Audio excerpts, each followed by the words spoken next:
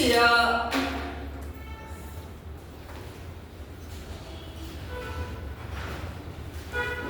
from the reliable sources, the advertisement is coming up. Okay, either this evening or might be Monday or Tuesday. All right, and we all know this year also vacancy is never going to be less. Okay, minimum 80. So it's a huge one again. So if you're lucky, you'll be there, right? There is also a luck camp. So from next Saturday, there is a mock test, open mock test. Anyone can attend. Okay. And our mock test, see, even outsiders, your friends can come, can join. Okay. Every mock test it will be just 100 rupees. Okay. And for you it is free. For our students, the School of NPC and SSP, it's gonna be free. It is free and it is compulsory. All right. Every Saturday from 11 to 1. Okay. From 11 to 1. From next Saturday there will be no class, only mock test. So we will see your just like dedications, right? How much you are studying, we will know now. All right. Everything, history, maths, science, geography, polity, everything. We will see your upgradations. So this will be a challenging one. For those people who are very serious, mock test, remember, it's a final for you. Okay, feel like this is the last attempt. Every mock test feel like this is the most important, this is the last attempt. This is how you crack the NBSC. NBSC, see, I know many of you will crack in the first day. These days, you see, even the years, right? The young men, you see all those ESCs and all, ESCs and all, they are very young, 22, 24. See, why they are doing it? Because the syllabus, the question paper is according to the freshers, like you, right? So it will suit you. It will suit you. And SSB also the same. A young person like you are the one who is going to break. Because see, if you are somehow good in English, in computer, and here now some reasonings and mental abilities and some GK, who can drop you now, right? So this is the best time for you. This is the best time for you. My best wishes is first complete the syllabus once. Okay, at least once. First complete the syllabus once. This is how you're going to break this exam. This is how you're going to break this exam. So now, see, today I will just take a small topic. Okay, I will just take a small topic in the medieval period. We all know Muhammad bin Tughlaq. Who was Muhammad bin Tughlaq? Yes, here, first page. Who was Muhammad bin Tughlaq? First page here. You came across the name. Yes, who was he? He was a. Yes, here.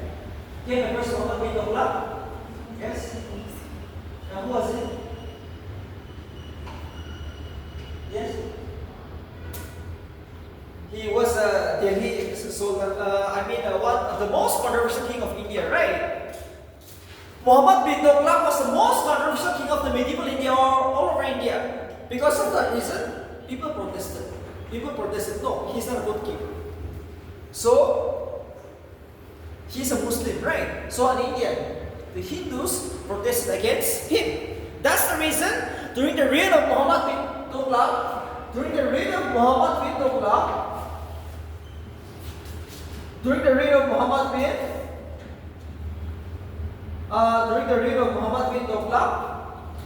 Vijaynagar and Bahmani kingdom were founded in the South India to be born, okay, in the 13th century. We will discuss a short topic here. It's a minor topic. Not that important, but you have to know the basic. Okay, that is why I'm discussing. At least two questions you can expect from here. Vijayanagar and Bahmani kingdom. These two dynasties are Hindu dynasty, which came in existence during the reign of Muhammad bin Tughlaq, who was a medieval king. Alright, Muhammad bin Tughlaq was too controversial. People protested against him. That's the reason we see the founder of a new religion known as the Vijayanagar and Bahmani kingdom. In the bracket you can write Hindu kingdom. They are Hindus. Right. Whereas we all know Muhammad bin Tughlaq was a Muslim. So during the reign of the Muslim, Indians, we all know we Indians are Hindus, right? 80% of us are Hindus. So people protested. against this king. So two important. Vijaynagar and Bahmani kingdom were founded during which reign? It is Muhammad bin Tughlaq. Muhammad bin Tughlaq. The answer should be in that way. So now let's see here. Sangam, Saluba, Uluba, and Arabico.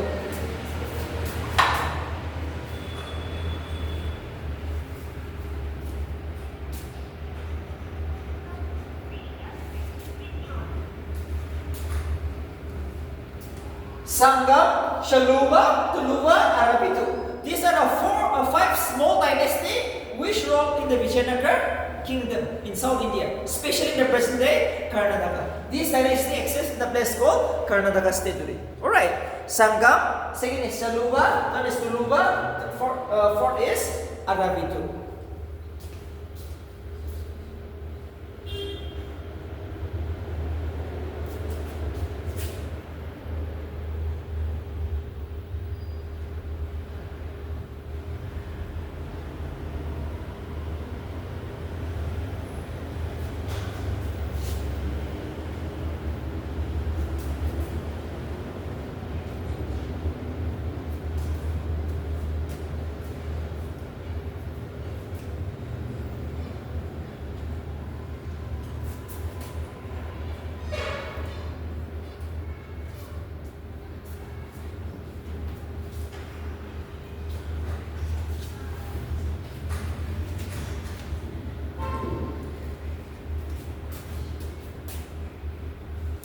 Shangam dynasty ruled from 1336 till 1485. Then comes Shaluba 1486 till 505. Tuluba 505 till 1570. Arabido 1570 till 1640. These are the 4 small dynasties that ruled represent the Vijayanagar kingdom. Okay, basic. Please remember this. This is the things you have to remember. No other option. You have to memorize this one. Okay, this is the basic thing. This can be asked. Which among the following is not a Vijayanagar kingdom? These are all the Vijayanagar kingdoms from the English point of view. And the founder, Vijayanagar kingdom is founded by Harihara I and Puka I. Okay, these two are the founders. Harihara I and Puka I are the founders.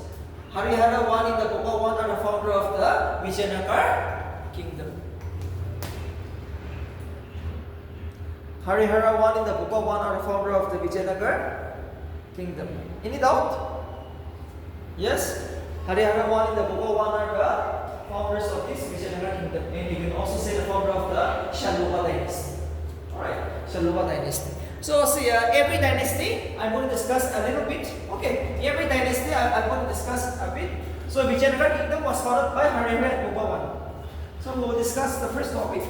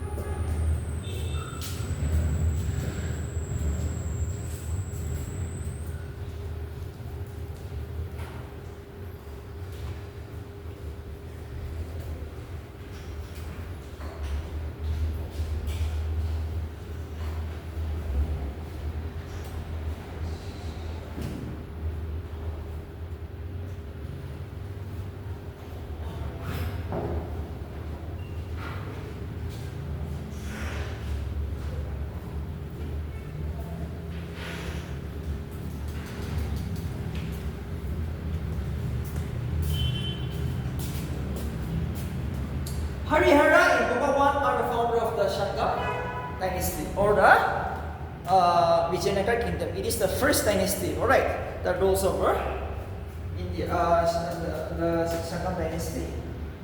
And remember,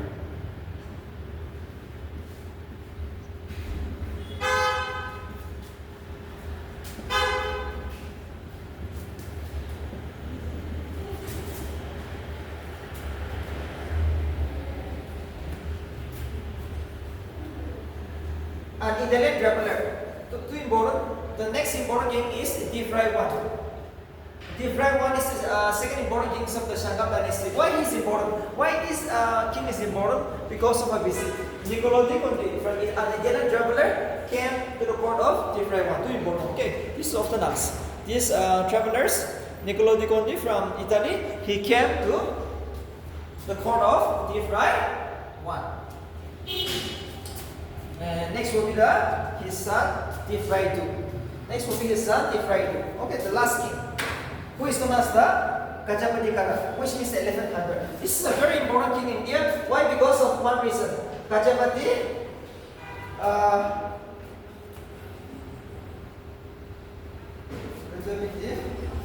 Kara, which means the elephant,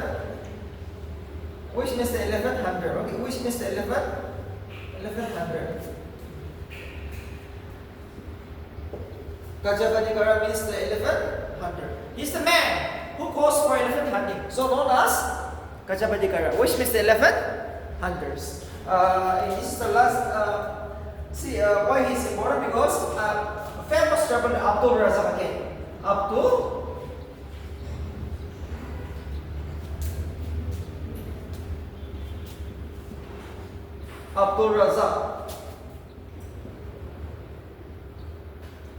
Razak from Persia, which means from Iran. Okay, came to his court. Abdul Razak, too important.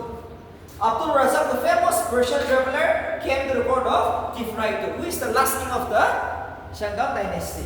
And he is also known as the Gajapati Kara in the history of the medieval India because he goes for elephant hunting. Okay, he was very much in favor of going for elephant hunting. So known as the Gajapati Kara. So these are minor dynasty. Just remember this basic thing. Okay, in case you will never quote it because this is a minor dynasty. You just have to know the greatest king, the most important events,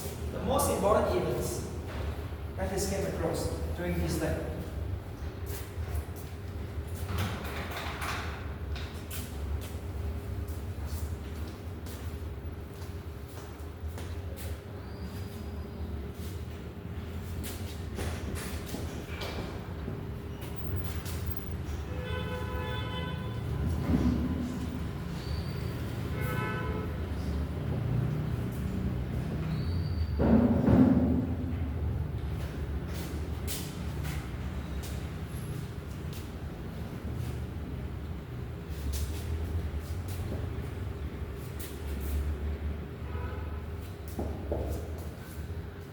Saluma Narasimha is the founder of the Shaluba dynasty. Very easy, right? Shaluba Narasimha is the founder of the Shaluba dynasty.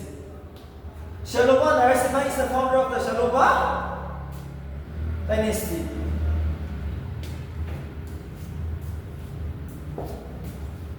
Shaluba dynasty.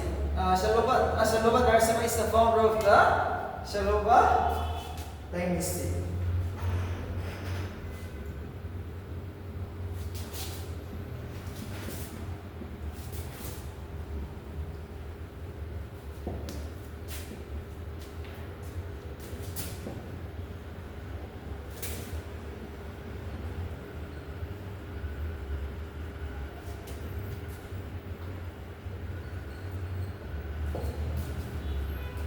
Imadi Narasimha. Imadi Narasimha is the last important king of the Shaluba dynasty. And what happened? Vasco da Gama, the famous Italian traveler, right? We all know the Vasco da Gama, the famous Italian traveler. I'm so sorry, from Portuguese. The famous Portuguese traveler, Vasco da Gama, landed in the city of Calicut in the year 1498 in a place called Calicut, present-day Kerala, during the reign of Imadi Narasimha, the last important king of the Shaluba dynasty. That is the reason he is important, or else you will never ask this man.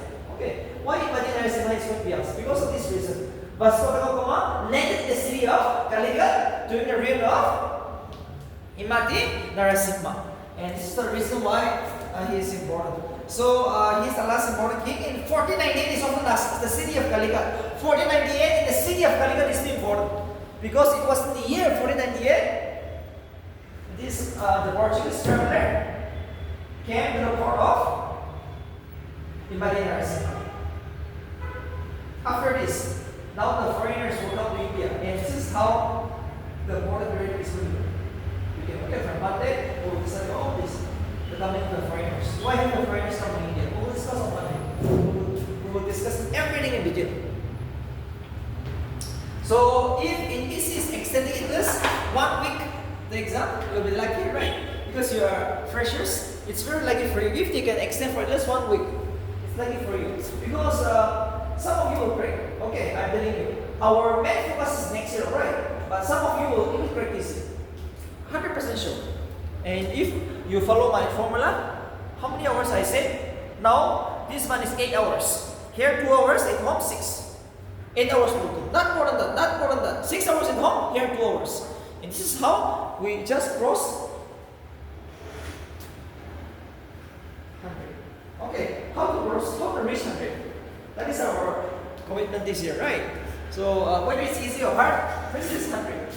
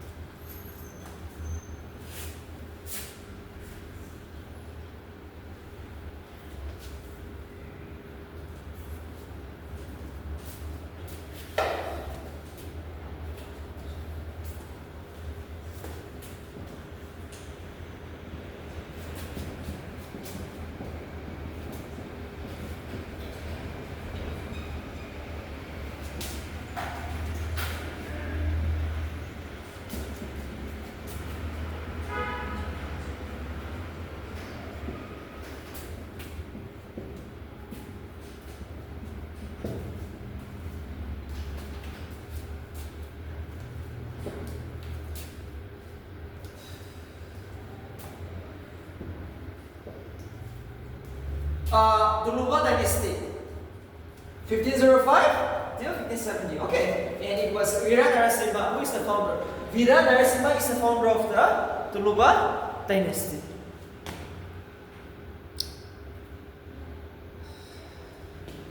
Vijaynagar Bahmani is the founder of the Tuluba dynasty. This is the basic introduction. Vijaynagar Bahmani is the founder of the Tuluba dynasty.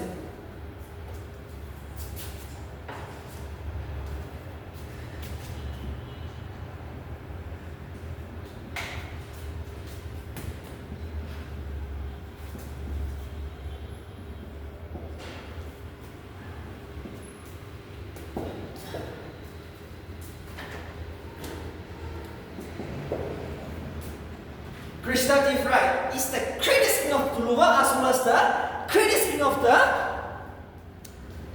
Vijayanagar dynasty. Okay, Krishna Tifrai is the greatest king of the Tuluva dynasty as well as the entire Vijayanagar kingdom. Entire kingdom. He was not only a king, okay, he was not only the greatest king, he was an author. He wrote 2 important books, Amokta Kamal and Jambavati Kalina.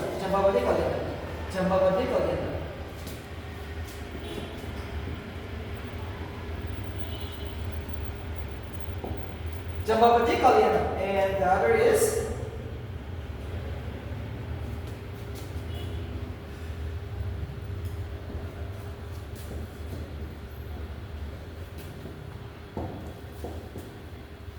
Jambavati Kalina and Amoktamal Yada. These are the 2 important books written by him. Okay, these are the 2 important books written by this king. Krishna Devaraya is the greatest king of the Vijayanagar kingdom as well as the Tuluva dynasty, and he was not only a king, he was an author. He wrote 2 important books, Jambavati Kalina and Amoktamal Yada.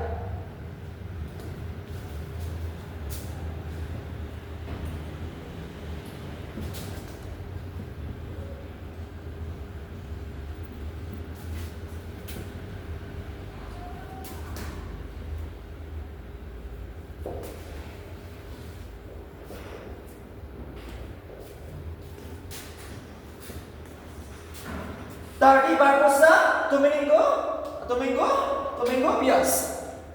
These are the 2 Portuguese travelers. These are the 2 Portuguese travelers who came to the court of Krishna Devaraya. Okay, this is too important. These are 2 scholars, 2 ambassadors, 2 travelers who came to the court of Krishna different. Kadi Barbosa and Domingo. Yes, these are the two Portuguese travelers.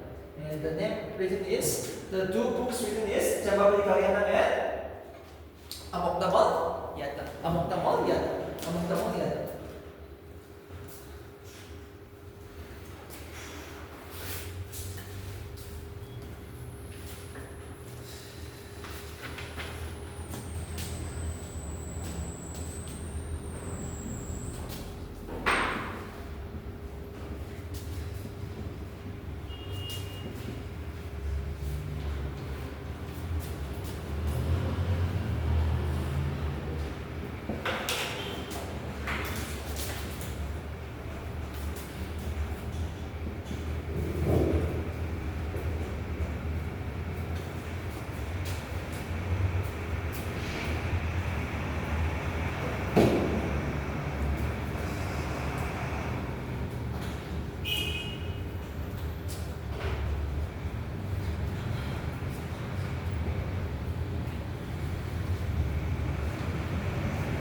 Okay.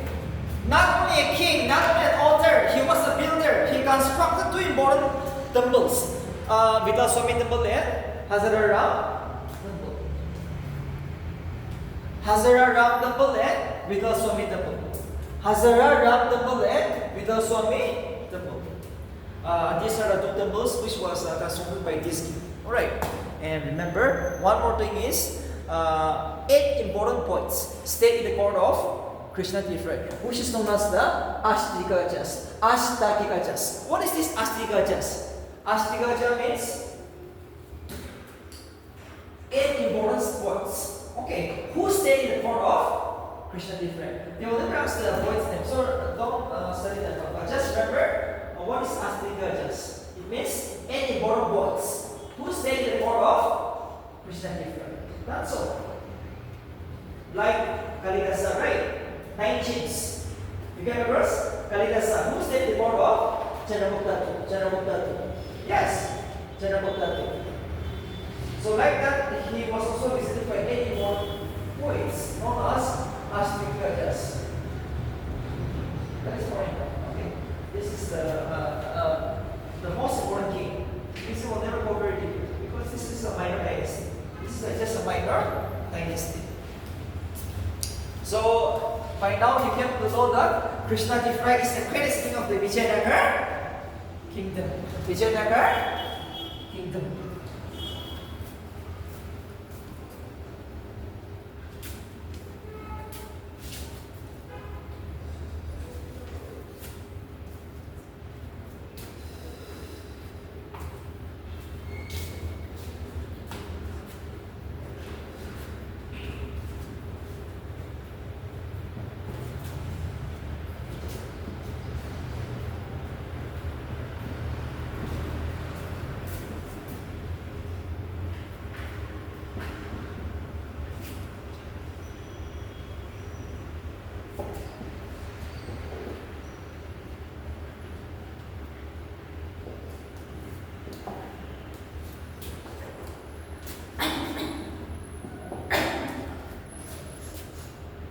Sadashivaraya is the last ruler of the Tuluva dynasty. Sadashivaraya is the last ruler of the Tuluva dynasty. And it was Keshav Frederick. Okay. Keshav Frederick, he is the Portuguese traveler. Alright. He is the Portuguese traveler who came to the court of Sadashivaraya, last king of the Tuluva dynasty. Sadashivaraya is the last king of the Tuluva dynasty, and Keshav Frederick was the Portuguese traveler who stayed in the court of Sadashivaraya, the last king of the Tuluva dynasty. And next is called as the Arabidu dynasty. Arabidu dynasty. So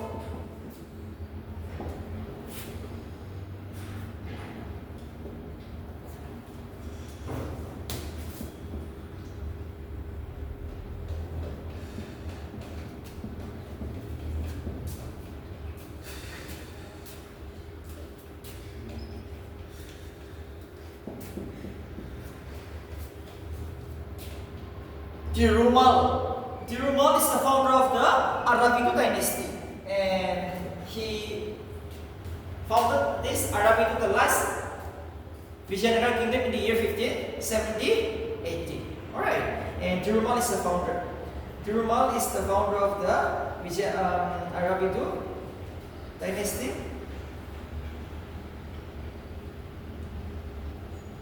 And the empire came to an end almost in the year 1646. Okay, almost in the year 1646. Thirumal. And Thirumal Raya. Thirumal Raya. Thirumal Raya.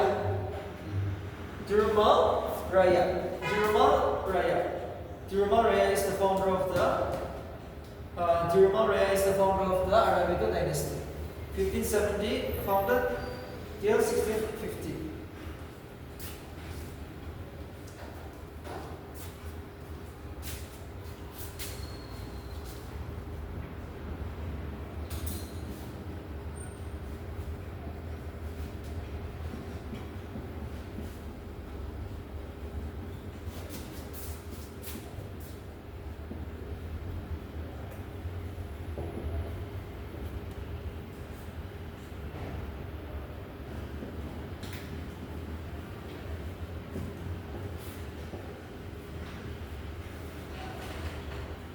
Often asked in BC, okay?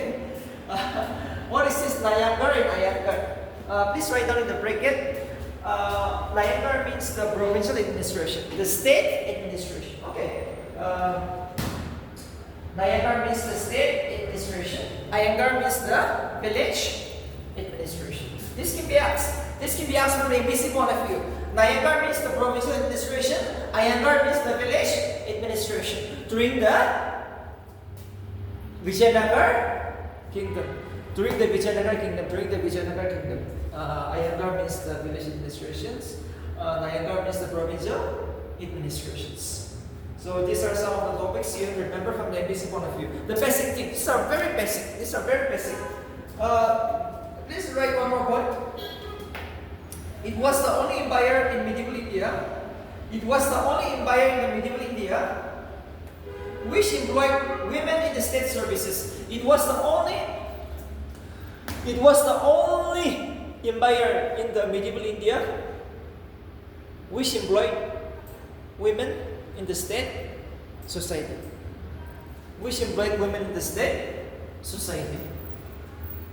It was the only empire in the medieval India which employed women in the state services. Only the state services.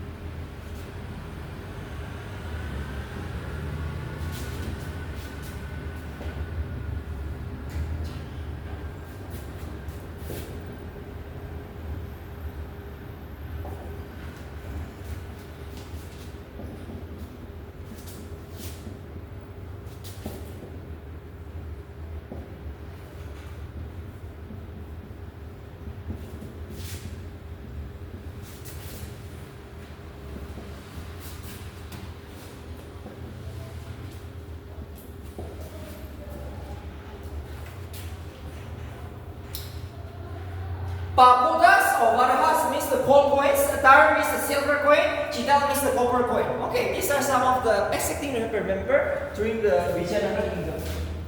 Pagodas or varahas, which means the gold coins, tar means the silver coin, chidal means the copper coins. Chidal means the copper coins, tar means the silver coin, pagoda or varaha means the gold coins.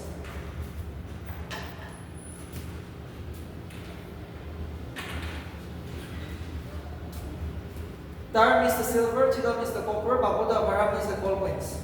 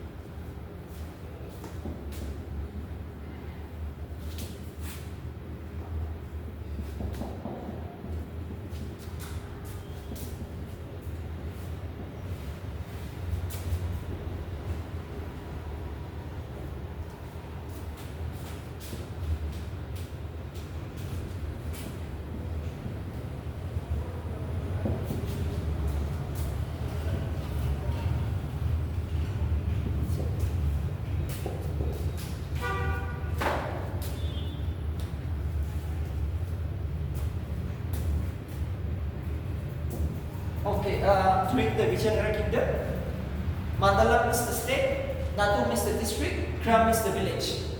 Okay, Mandala means the province, the state, Natu means the district, Kram is the village, and the head is like this. The head of the village is known as the Gauda, and Natu is Natu Prabhu, and Mandala is known as the Mandaleshwar. So this is too important. This is too important. Mandala, Natu, and Kram.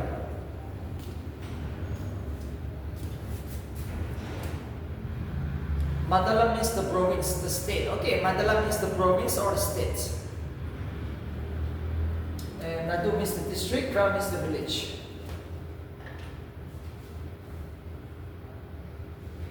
So these are very important. These are very important.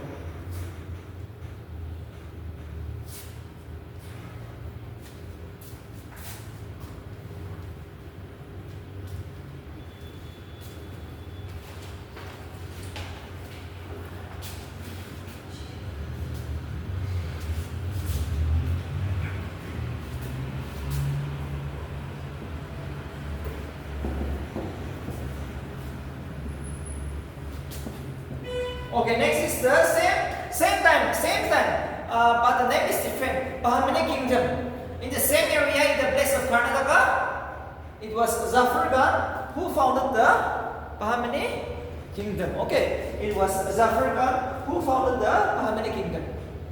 Same time, the area is around 1347 AD. 1347 AD. 1347 AD. It was Zafar Khan. It was Zafar Khan who founded the Bahmani kingdom in the year 1347.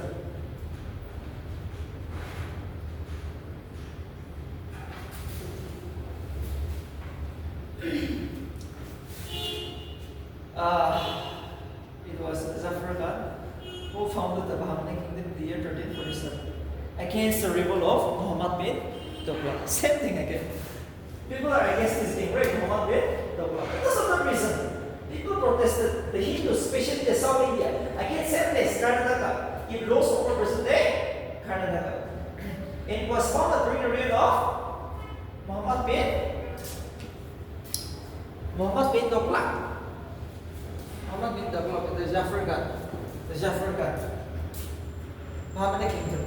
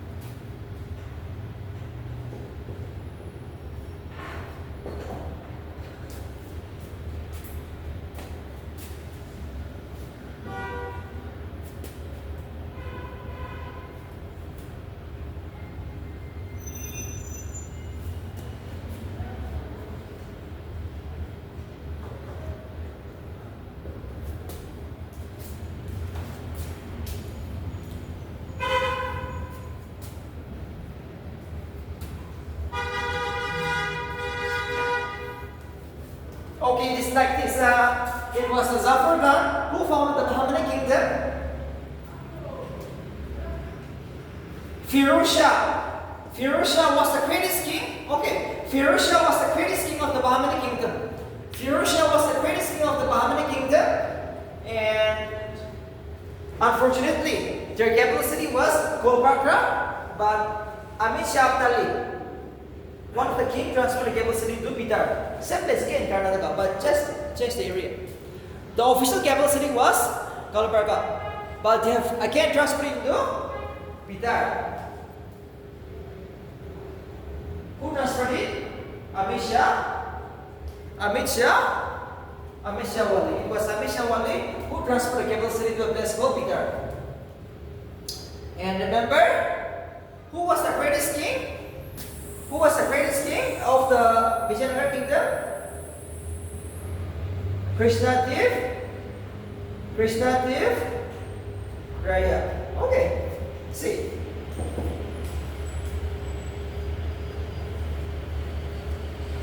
It was during the reign of Kalimula, the last king of the Bahmani kingdom. Krishnadev Raya destroyed the city of Bahmani kingdom in the year 1880. Too important. 1880. It was the year 1880. The city of Bahmani kingdom was completely destroyed by this the greatest king, Krishnadev Raya. After that, the kingdom disintegrated. Okay, the kingdom has disintegrated now. No more Bahmani kingdom. So after this story, again the Delhi Sultan will capture it. Okay, it was the Delhi Sultan who will capture it. It was the Delhi Sultan who will capture it. That's all. Too important. Who destroyed the city of Bahmani? Again, Krishnadev Raya. It was Krishnadev Raya who have destroyed the city during the reign of Kalimula, the last king of the Bahmani kingdom. So that is how the story comes to an end. That is how the story comes to an end. That is how the story comes to an end.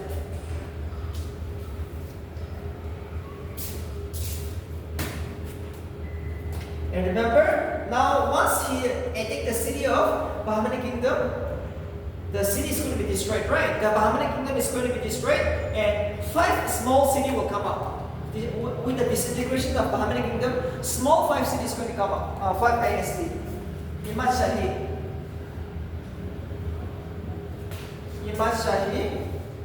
dynasty.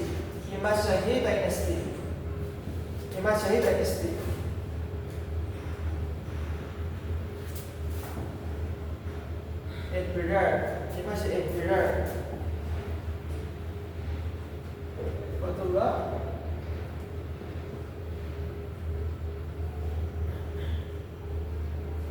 Fatullah Imad Shah. He founded the Imad Shahi dynasty.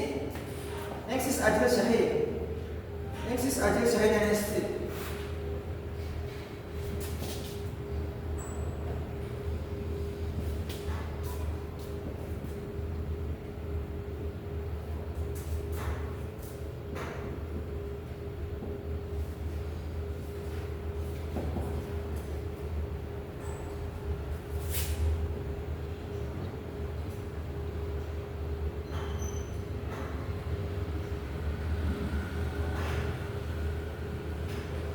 Yusuf Adil Shahi dynasty.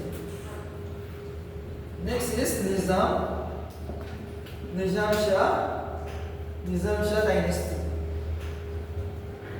Shah dynasty. What's one?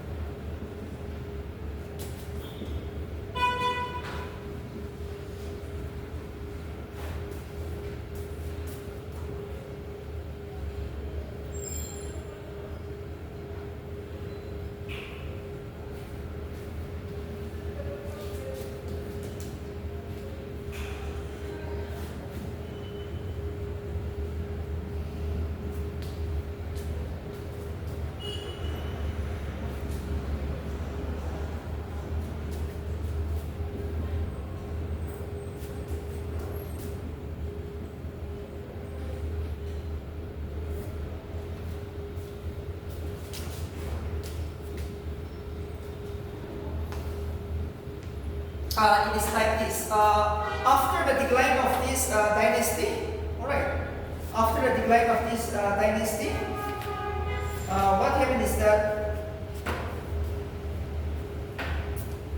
5 small dynasties has came up because of its disintegration, right? Because of its disintegrations, what has happened?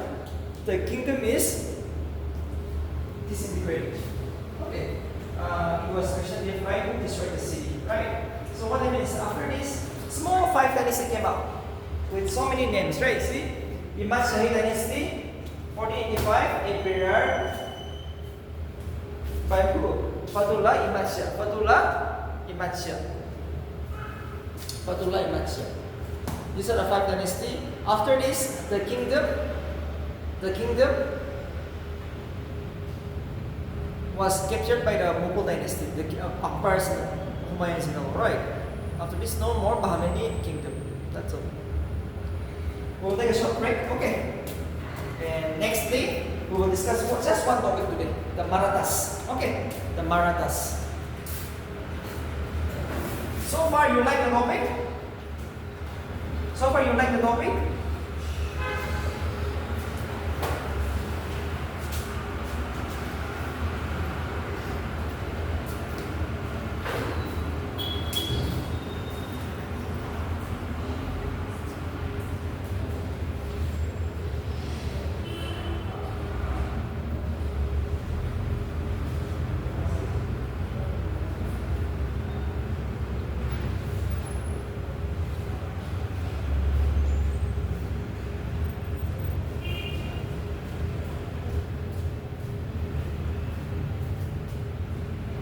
And then we're going to discuss, and this is the topic which we're going to end up with today.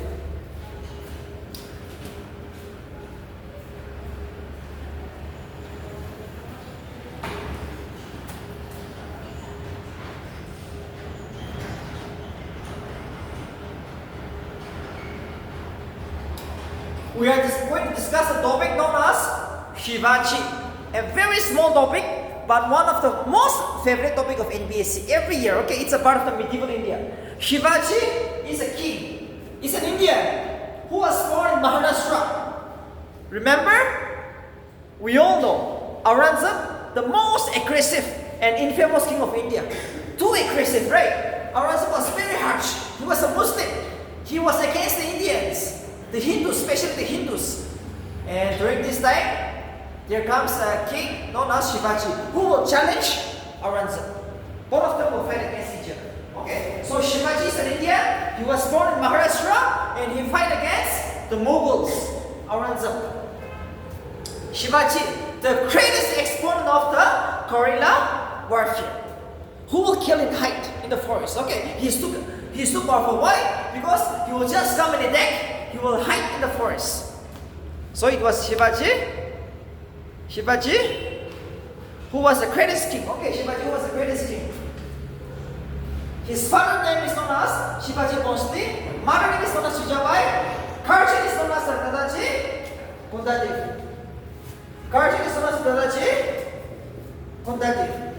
Guardian is known as Dadaji Kundadev. Guardian is all often asked.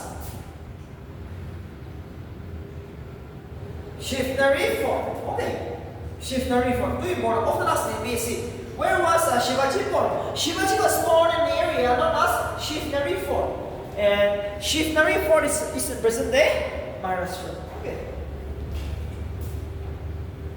Shiftary fort is in present day Maharashtra. 1627 he was born in. And he died in the year 1680, at the age of 53. He passed away in a very young age. Okay, in a very young age he passed away. In a very young age he passed away. In a very young age he passed away. In a very young age he passed away. 1627. 1627. And Shivaji Bhonsle, father's name is known as Shivaji Bhonsle, mother name is known as Jijabai, guardian is known as Dadaji Kundadev. So now we will see about this, why he was too powerful. Why he became too powerful. God gifted. There's some person, right? Whether it's an underground, whether it's an army officer, or whether it's a tribal leader, Gambura Dobashi, he is too skillful, right? Aggressive, ability to attract the people, charisma is there. Yes or no? So he was like that. He might not be that educated, but he was too powerful. God gifted. Was he gifted? Yes, he was gifted. He was gifted. So Aurangzeb tried its best to kill this person, Shivaji. One of the reasons why the Mughal dynasty declined in India is because of this one, the rise of Shivaji. One of the main reasons why the Mughal dynasty came to an end and it was easily captured by the British, because of this reason, because of Shivaji. Shivaji, he is too powerful.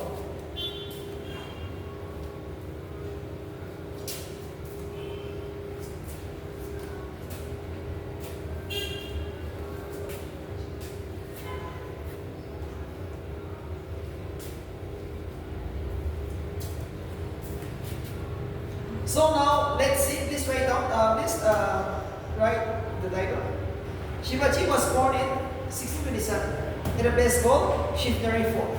Shivaji was born in the year 1627 in a place called Shivneri Fort in Maharashtra. Shivneri Fort in Maharashtra.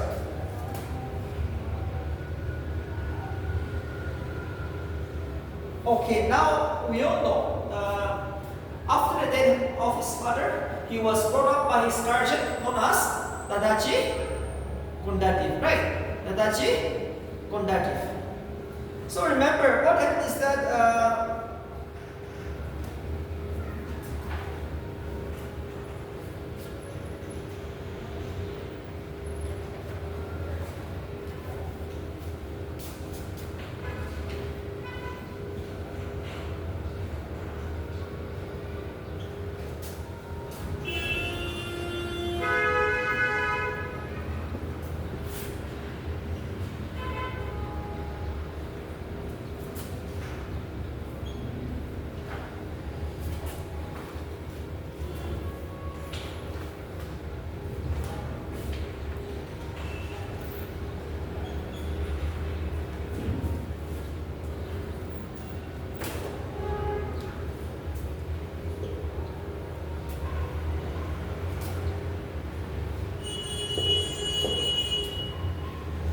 for the first time, Shivaji, after he became the full king, he attacked the city of Vijaynagar Kingdom, which is in present-day Karnataka. Okay. Firstly, he is ruling from only one area. Okay. Shivaji is going to rule only over Maharashtra state. Shivaji is from Maharashtra, an Indian, and Hindu from Maharashtra. So now he is trying to go to South India, right? Vijaynagar, Karnataka. He attacked Vijaynagar for the first time. He was born 1657. He blundered, he destroyed the kingdom. That's the reason. It was Mr. Afzal Khan. It was Mr. Afzal Khan who attacked the Vijaynagar kingdom. But unfortunately, we all know Shivaji was too powerful, right? In return, it was Shivaji who killed Afzal Khan in the year 1659. You see, Afzal Khan attacked the ruler of Vijaynagar kingdom, attacked him, but no, unfortunately, it was Shivaji who killed Afzal Khan. Who born? His name is often asked in the year 1659. The person that is to be born, it's a very small topic, but here 3 questions. Minimum 2 questions. Every year 2 questions. Okay, listen very carefully. Minimum 2, maximum 3 questions. So it was Afzal Khan who was killed.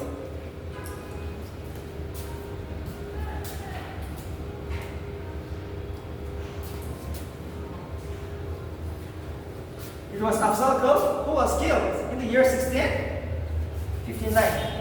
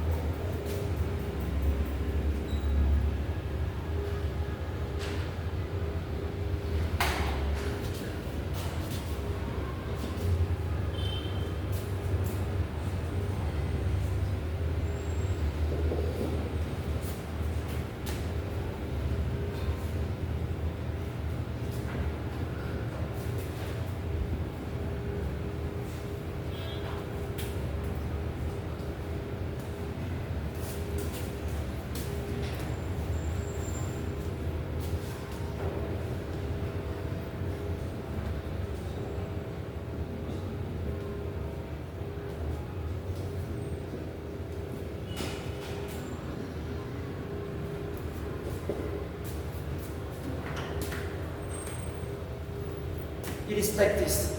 It is like this. We all know Aurangzeb, right? We all know. We all know.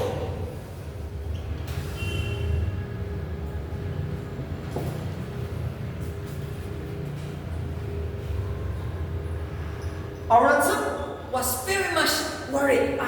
See, I'm the king of India, but there is one person who is rising like who is shining like the sun, right? Who is rising. So he was afraid. He was very jealous, worried. So for the first time, on 5th April 1663, Aurangzeb sent Shashtakan, who was the commander of Aurangzeb, to kill Shivaji. But no, see again.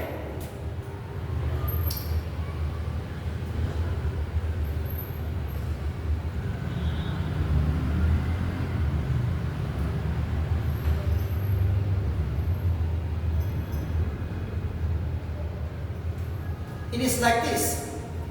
What has happened when Shashtakan attacked Aurangzeb?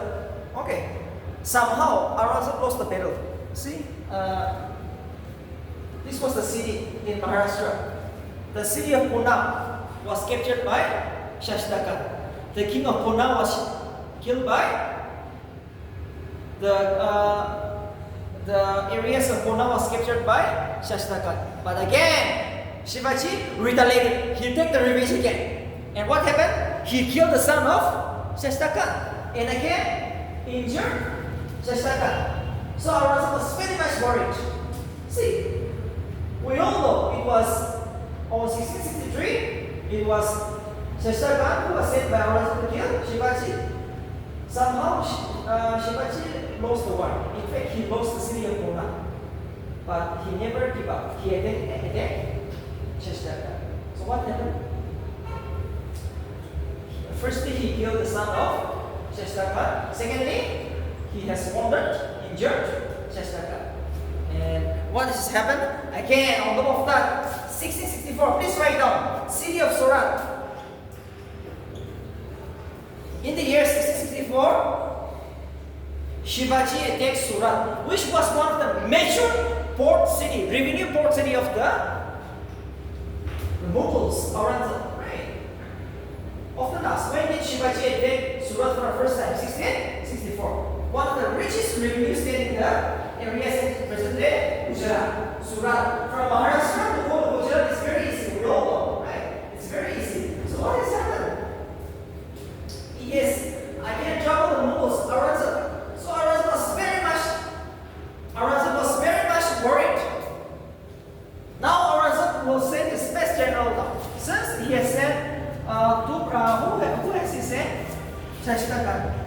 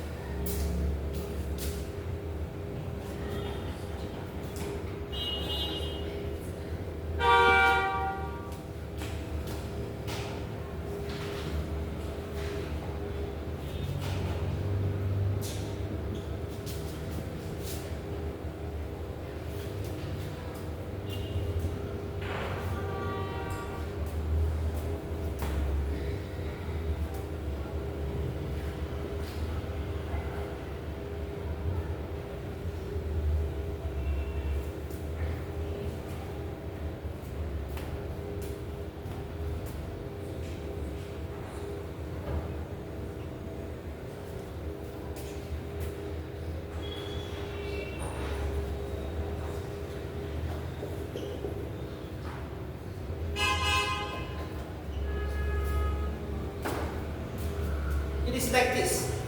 It is like this.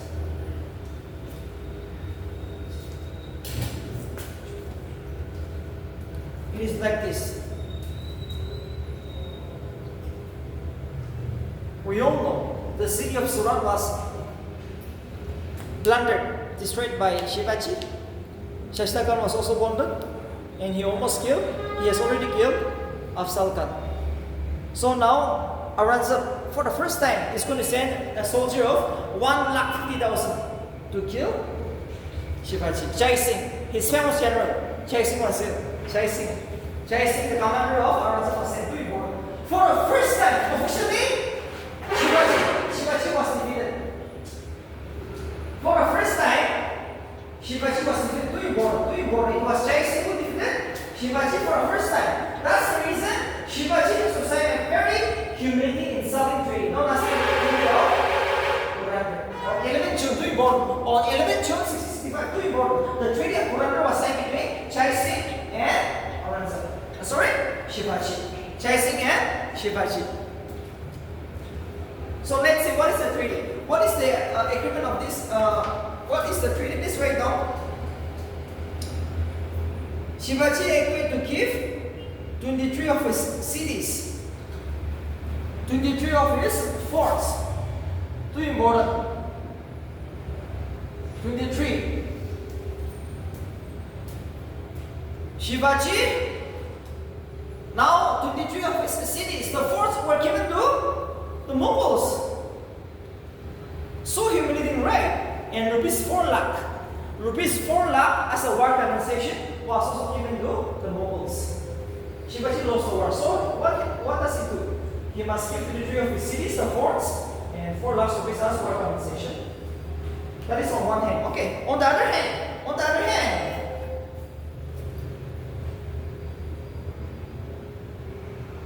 Shivaji also agreed to lead his son Shambhaji became a Mughal Sardar.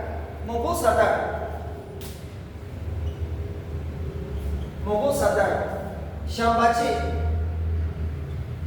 Too important. Shambhaji.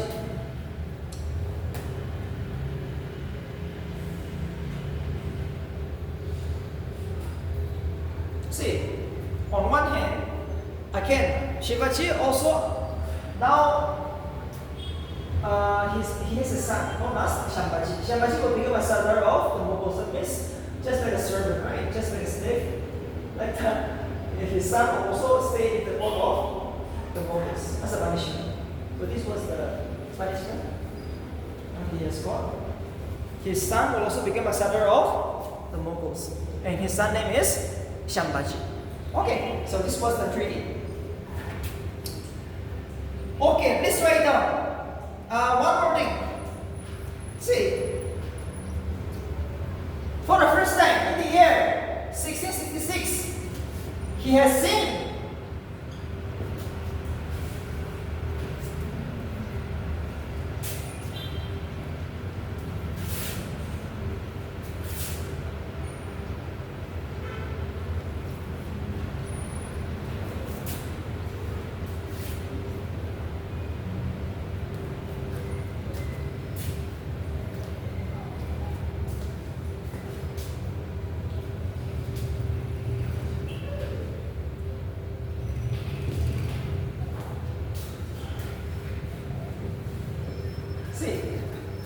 in the year 1666, in the city of Agra, Shivaji met Aurangzeb for the first time.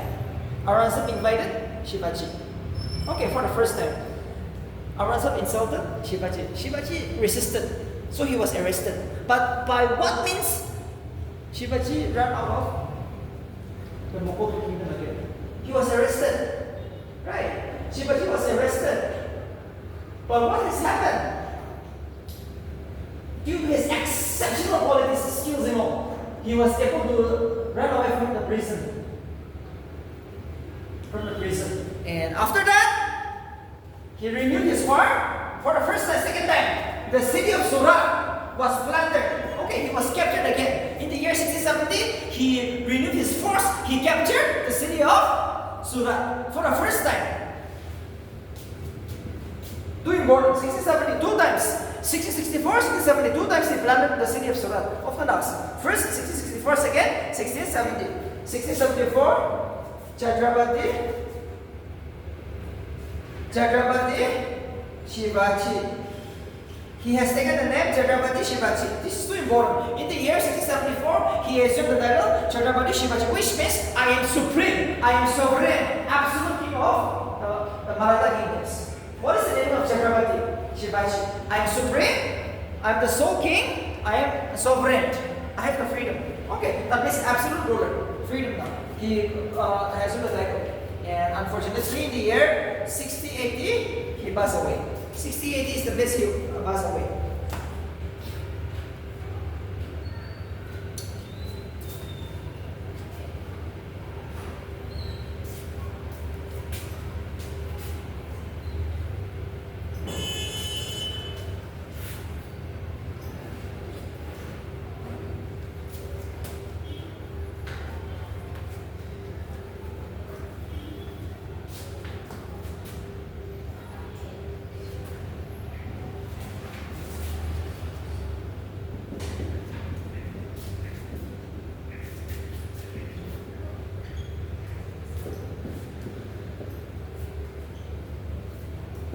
It is like this.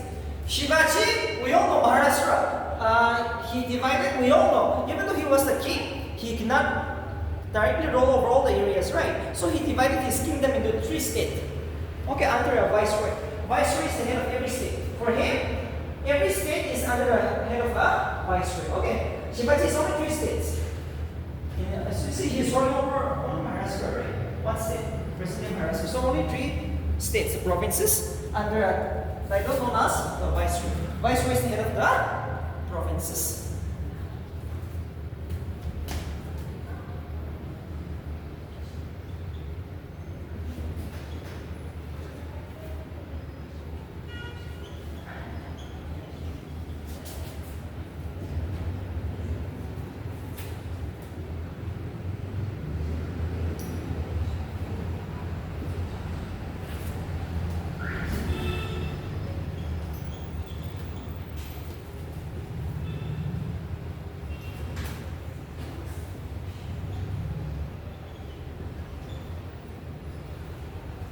Same thing.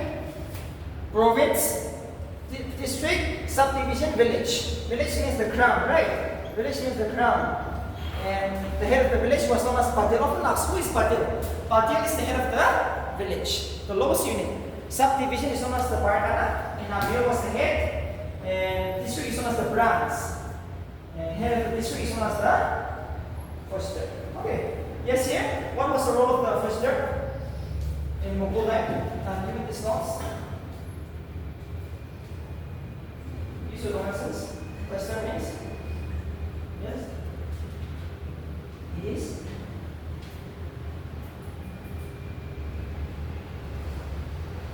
Yes, here. For sure. There, sure. Yes. Yes, here. Let's finish. For sure. Branch is okay. I agree with that. What is the role of the deputy commissioner? Just like every day you get a person in the newspaper. What was his role? What was his role? That's it. The deputy commissioner, maintenance of law and order. That is something. You have to go home now. Okay. You have to study now. So these are the subdivisions. These are the subdivisions.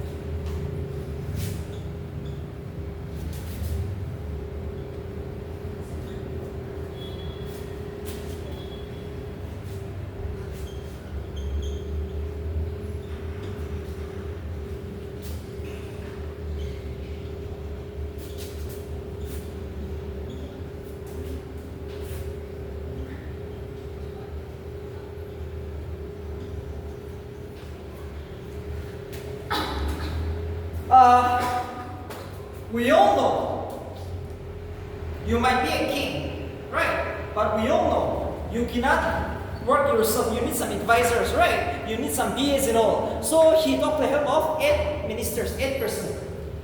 Most trusted friends of the king, known as Ashram Pradhan, which means the 8th minister. Every minister is given a majority of a department. He is given a department. Okay. Ashram Pradhan. Ashram Pradhan means the 8th minister. So let's see the 8th minister. First is the Peshwa. Peshwa means the prime minister. The most important post was held by the Peshwa, prime minister. Next is Majumdar, finance and revenue minister. Tabir, foreign minister. Wakanaba is the home minister. Surnaba is the head of the royal correspondence. The head of the royal correspondence.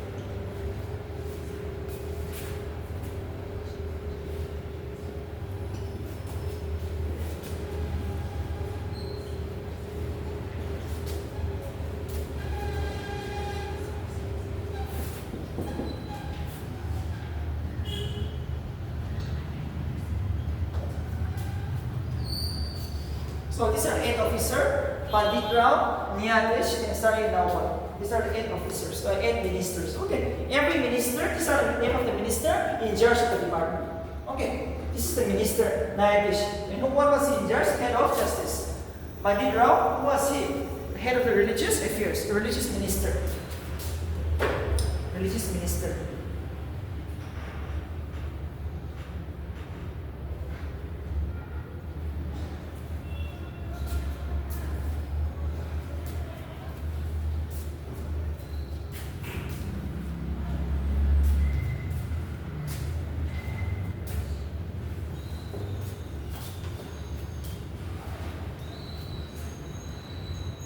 Pandit Rao, head of the religious affairs. Nyatesh, head of the justice. Sari Nawal, military commander.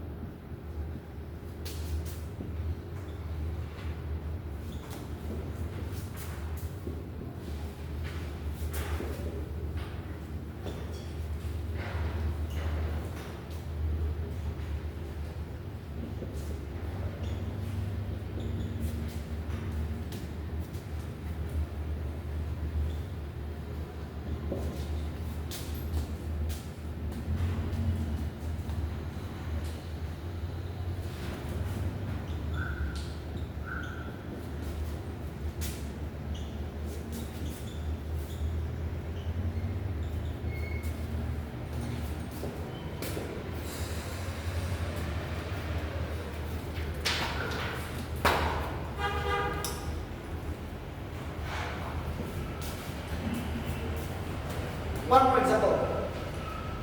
After the death of Shivaji, no person emerged like him. Okay, no person emerged like him.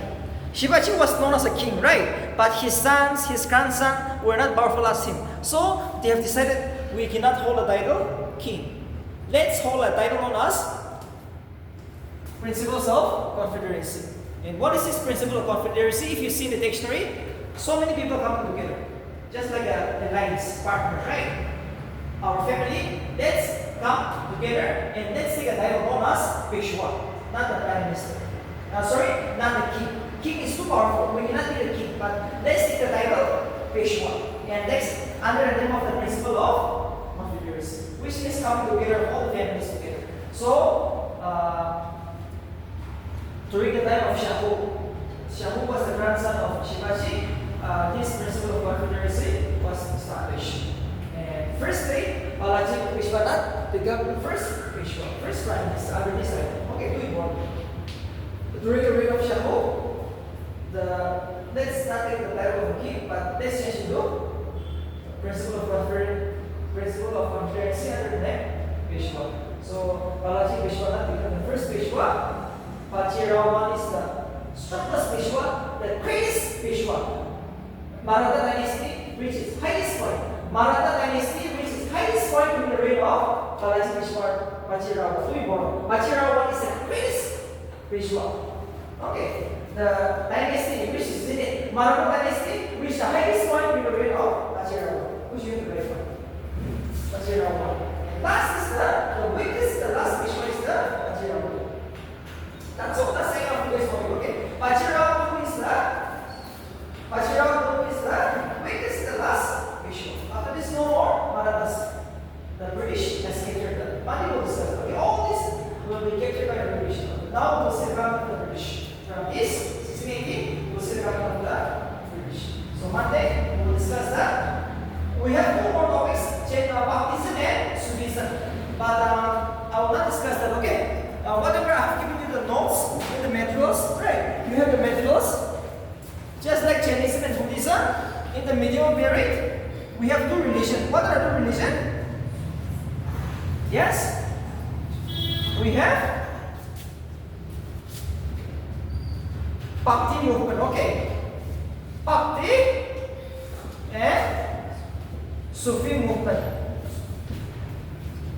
These are same with Jainism and Buddhism in the ancient period. In the medieval, Bhakti is a Hindu movement, Sufi is a Muslim movement. So what is all about Bhakti and Sufism? In short, you can say it's a social religious movement. It's a social religious movement. Okay. It's a social religious movement. Unlike the Jainism and Buddhism, they never discuss about the God. Okay. For them, God, we have so many gods we have so many names under one God. Okay, there is only one God, but so many names. You worship your own God, but you should be truthful, honest, friendship. Yes, no more fighting, no more bloodshed. Even though it's a Hindu, it's a Muslim, you should follow a spirit of command prayer. This was the most important principle of baptism and Sufism. Universal brotherhood. Okay, selfless duty. You should have the poor, the needy. What is baptism and Sufism? Sufism and baptism is a social religious movement which emerged in the medieval period. That means 14th century. Right? It's a social religious movement. What does it preach you? It just teaches you to preach universal brotherhood. Yes. To do a selfless activities, missionary activities. Muslim and Hindu should be united. Unity between Muslims and Hindus. What? Sufism and baptism. That's all. Devotion to God. One God. Believe in one God. Whatever God may be. You believe in one God. You promote Hindu-Muslim unity. That's all. That's all. No more discrimination. No more discriminations. Everyone is equal in India. It's open. Religion is open. So these are the two movements. Sufism and baptism. And baptism is a Hindu movement. Sufism is a Muslim movement. So you just go home, see the notes, whatever I'm giving you, right? They're just memorize what are the topic they will ask here. They will ask who is the greatest bhakti teacher in the North India, or in the South India, or in the Central India. That is the only question they will ask. And they will ask what is the principle of faith, devotions, brotherhood. Yes. After that, selfless duty, unity between the Muslim and the Hindus. These are only things. So you just see once. No need to memorize. Just see once. Okay. It's very easy. Always similar. And it's a religion which emerged in the 14th century in India. Both Baptism and Sufism exist together. Both Baptism and Sufism exist together. Just like Jainism and Buddhism. Yes, which century? Jainism and Buddhism exist in which century? No. Here. Which century? Yes, Jainism, Buddhism, yes, yeah. Yes? Which? Okay, which theory? Just the theory.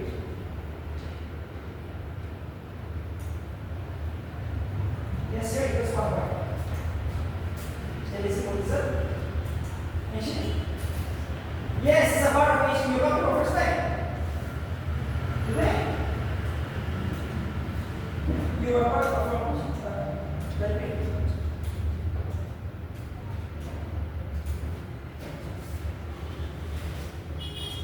Yes, it exists in that.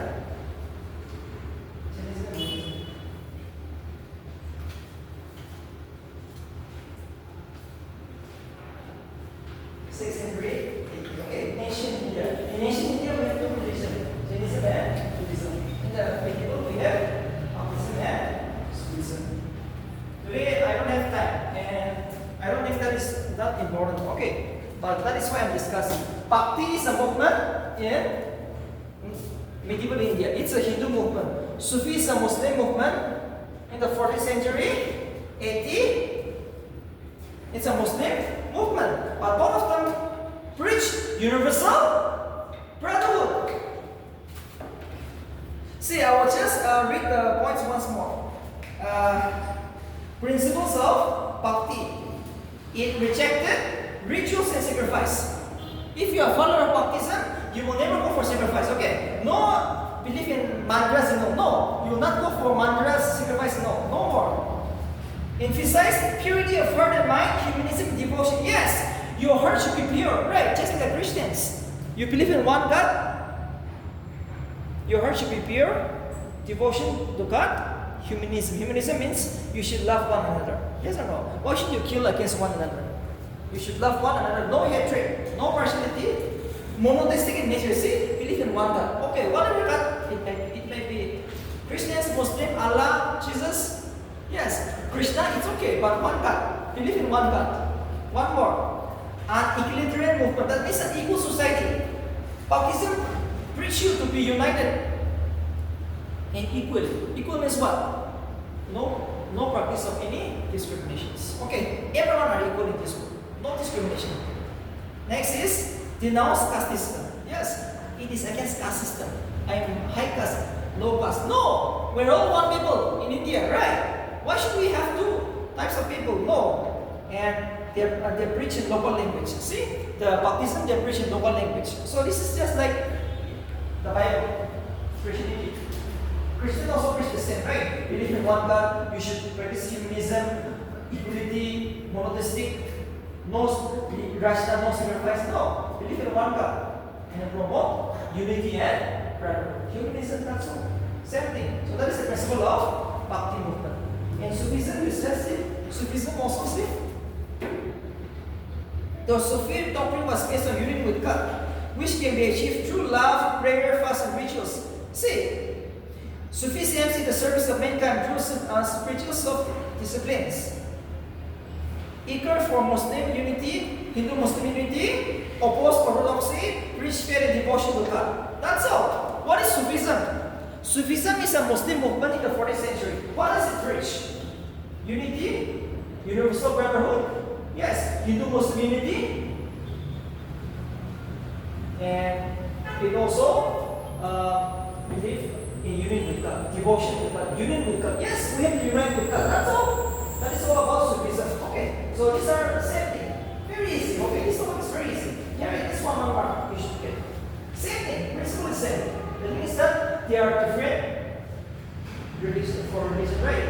Sufism for Muslim, Bhakti for Hindus. Or else their principle is almost same. They are preached for what? Hindu Muslim unity. And Christian devotion, humanism, spirit of God, philosophy, okay. So you go home, time to study, But also you go home and take the slow race and you start from 2. And from 2 to 4 or 2 to 5. Now is the time, best time, October. Best time, okay. From next Saturday we will test you. Okay, next Saturday, every mock test you start now. But my best wishes whether you get good marks or not. First, complete history and okay, history now. So complete this first. After that, we will see what is best. And if the missing and extend the exam some of things one week, you will be very much like okay.